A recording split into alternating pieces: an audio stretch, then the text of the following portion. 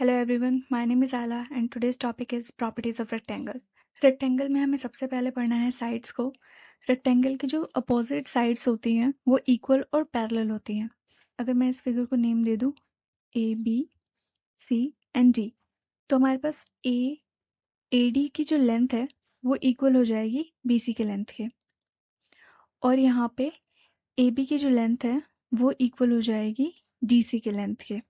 A B की जो length है अगर मैं उसको मान लूँ लेंथ एल, और ए डी जो है वो हो जाएगी हमारी ब्रेथ। ए बी की जो लेंथ है वो एल है, तो फिर यहाँ पे सी डी की लेंथ भी एल हो जाएगी, और ए डी की लेंथ जो बी है बी सी की लेंथ के इक्वल मतलब कि बी हो जाएगी।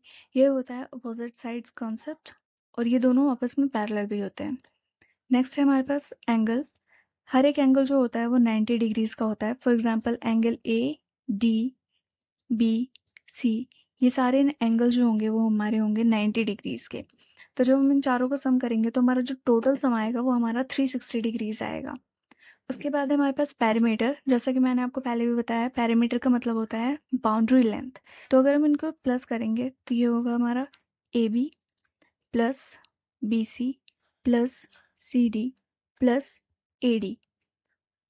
जैसा कि हमें पता है ए बी की जो लेंथ है वो हमने मानी है एल, बी सी की जो लेंथ मानी है वो मानी है हमने बी, सी डी की जो लेंथ मानी है वो मानी है एल, और ए डी की जो लेंथ मानी है वो मानी है हमने बी। जब इनको प्लस करेंगे तो हमारे पास ये आएगा 2L प्लस 2B। जब हम यहाँ से 2 कॉमन ले लेंगे तो हमारे पास बचेगा L प्लस B, और ये हमारा आ जाएगा पैरीमीटर। इस पैरीमीटर को हम P से भी डिनोट करते हैं। इसके बाद है हमारे पास एरिया। एरिया का जो फॉर्मूला होता है वो लेंथ इंटू ब्रेथ होता है। फॉर एग्जाम्पल ये जो हमने बी माना है और ये हमने एल माना है, अगर आप इसको मल्टीप्लाई कर दोगे तो ये हमारे पास आ जाएगा एरिया ऑफ रेक्टेंगल। नेक्स्ट है हमारे पास डायगोनल। डायगोनल का मतलब होता है किसी एक वर्टेक्स से लेके दूसरे वर्टेक्स तक की लेंथ। AC की जो लेंथ है वो BD की लेंथ के इक्वल हो जाएगी। अगर मैं यहाँ पे एक पॉइंट मान लूँ O, तो BO की जो लेंथ है वो इक्वल हो जाएगी OD के, और AO की लेंथ है वो इक्वल हो जाएगी OC के।